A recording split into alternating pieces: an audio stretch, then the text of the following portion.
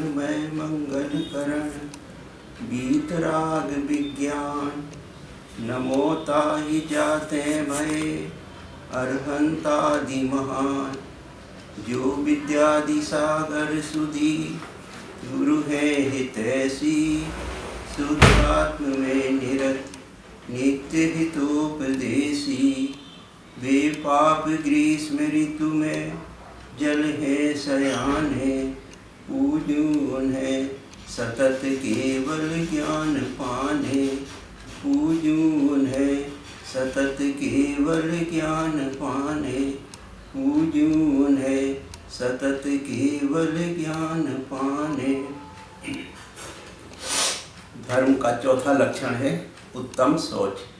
शुचि भावा शौचम अर्थात स्वच्छता, निर्मलता, उज्ज्वलता, यह अर्थ है शौच शब्द का। वस्त्र मलिन था, वह मलिनता निकल गई, उज्ज्वलता स्वच्छता आ गई उसके स्थान पर, यही है शुचिता। धब्बा लगा हुआ था वह निकल गया और जो रह गया वह है स्वभाव। शौच धर्म हमारा स्वभाव है। जिस प्रकार क्षमा धर्म का विरोधी क्रोध है, मार्दव धर्म का विरोधी मान है, आर्जव धर्म का विरोधी माया है, उसी प्रकार शौच धर्म का विरोधी लोभ है। कसाय तो कसाय होती है, चाहे वह क्रोध हो, मान हो, माया हो, लोभ हो, सभी आत्मा का हित करती हैं। हमें सदा इनसे बचने का प्रयास करना चाहिए। कसाय की कणिका मात्र भी व्यक्ति का विनाश करने में सक्षम है। शुरू में ये बहुत छोटी लगती हैं, लेकिन बढ़ते बढ़ते इतनी बढ़ जाती हैं कि हमारे सारे जीवन को नष्ट कर देती हैं। हमें इनसे सदा सावधान रहना चाहिए।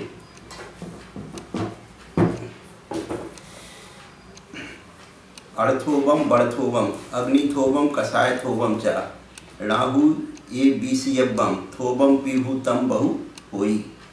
ऋण को थोड़ा, घाव को छोटा, अग्नि को तनिक और कसाय को अल्प मानकर निश्चिंत होकर नहीं बैठ जाना चाहिए, क्योंकि ये थोड़े धोबी भी बढ़कर बहुत हो जाते हैं।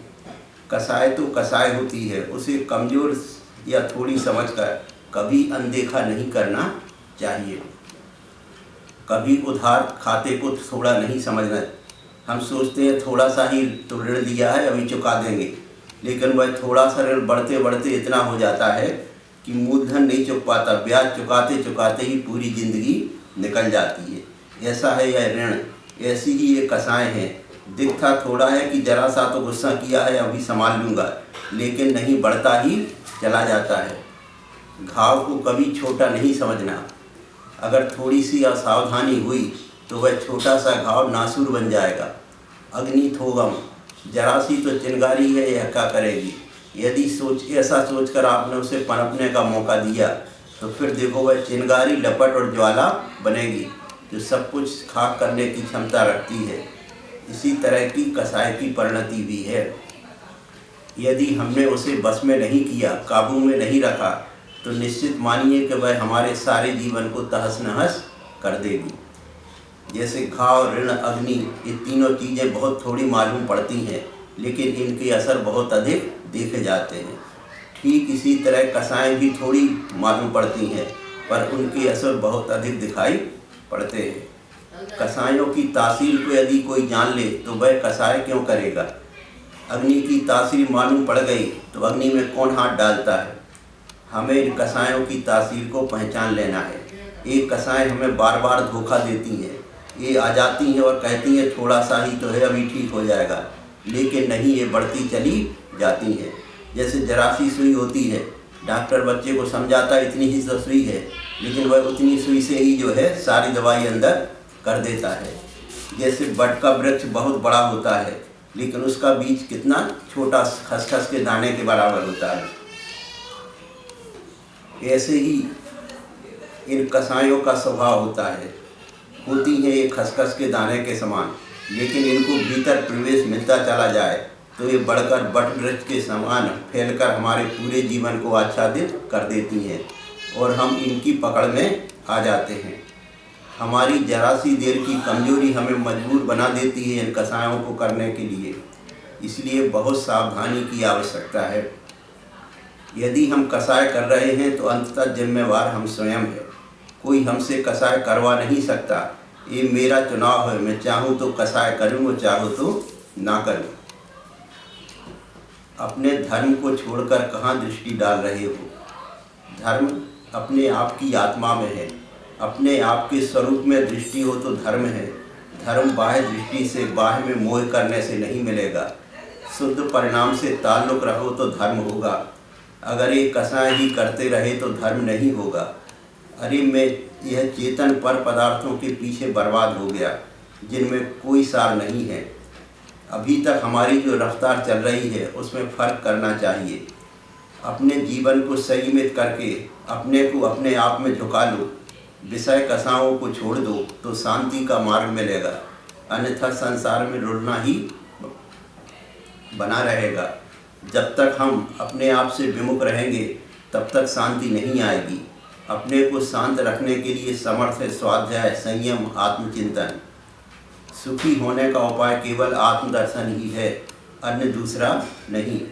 जो ज्ञानी जीव हैं वे बाह्य में नहीं पड़ते, उन्हें कोई परेशानी नहीं होती, और जो अज्ञानी होते वे व्यर्थ की बातों में कसाएं करते हैं। मेरी दृष्टि बाहर नहीं होना चाहिए। मुझे समझना चाहिए कि मैं सबसे निराला शुद्ध चैतन्य मात्र आत्मा हूँ। मैं किसी स्त्री या पुरुष स्वरूप नहीं हूँ, मैं किसी अन्य रूप नहीं हूँ, मैं एक चैतन्य मात्र हूँ। इस प्रकार से अंतर में जो अपने आप को निरखता है वह शांति का मार्ग प्राप्त कर सकता है। जैसे कुछ लोग कहीं बाहर चले जा रहे हैं, मधुमक्खियाँ सिर पर मंडरा रही हैं, शरीर में बराबर मक्खियाँ चोट मार रही हैं। यदि वे व्यक्ति किसी तालाब में जाकर डुबकी लगा ले तो सारी मक्खियों का प्रयास बेकार हो जाता है। वे मक्खियाँ उस पुरुष को कष्ट नहीं दे पाती। उसी प्रकार इस जगत के जीव पर अनेक विकल्प विपदाएँ मंडरा रही हैं। यदि इस जगत का यह प्राणी रत्नत्रय को धारण कर अपने ज्ञान सागर में डूब जाए तो जो अनेक प्रकार के विकल्प हैं वे परेशान नहीं कर पाएंगे। उनके विकल्प समाप्त हो जाएंगे और मोक्ष प्राप्त करेगा।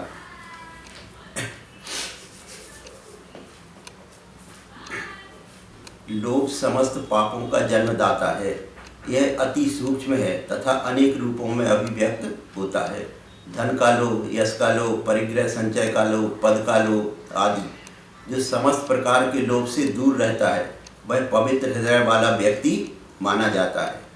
जिसके हृदय में लोभ बसा है वह अपवित्र है। यह जीव संसार में जन्म मरण कर रहा है। इसका कारण यह है कि पर वस्तुओं में आत्मबुद्धि लग रही है। शरीर में हूँ, यह वैभव, ये मकान दुकान मेरे हैं, यह हृदय की अपवित्रता है।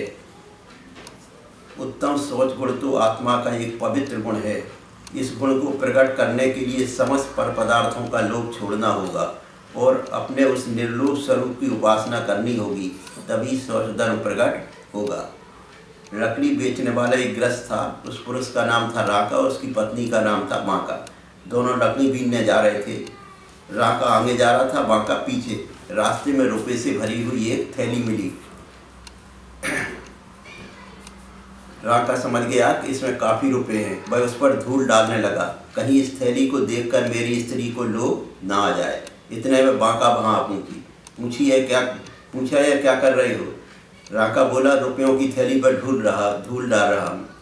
तब बांका बोली, अरे धूल पर क्या धूल डाल रहे हो, चलो आगे बढ़ो।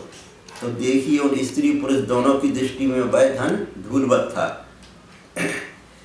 यहाँ यह शिक्षा दी गई है कि यदि आपको अपने अंदर स्वच्छ धर्म प्रकट करना है तो यहाँ के दिखने वाले इन पौधगले घेरों को धूल समझो, अपने मन को पवित्र बनाओ। बंधन व मुक्ति दोनों का मूल मन है। जिनवाणी मन में तभी प्रवेश करेगी जब मन स्वच्छ होगा, लोभ रहित होगा। मन की शुद्धि शौच धर्म से होती है। जिसका मन पवित्र हो गया उसका जीवन भी पवित्र हो जाएगा, और जिसका मन अपवित्र हो गया उसका जीवन भी अपवित्र हो जाएगा। इसलिए कहा है, मनः एव मनुष्याणाम कारणम बंध मोक्षयो। बंधन व मुक्ति का मूल कारण मन है। एक मुनिराज एक श्रावक के यहाँ आहार हेतु गए। आहार करके निकल रहे थे तो एक बच्चा काले पत्थर से खेल रहा था। मुनिराज गृहस्थ आश्रम में जौहरी थे। उसको देखते ही समझ गए ये बहुत भारी हीरा है। उसने गृहस्थ से कहा कि यह तो हीरा है। उसने उठाया तो मालिक ने उठाया तो वो बड़ा भारी था। वो खुश हो गया कि ये तो बड़ा भारी हीरा है। महाराज बोले ये हीरा अवश्य, पर अभी तो यह निरा पत्थर है। जब इसे घिसोगे तराशोगे तब चमकीला हीरा होगा। इसी प्रकार पवित्र मन से शुद्ध आचार विचार के दृढ़ पालन से तराशने पर ही यह आत्मा शुचिता को प्राप्त कर पाता है।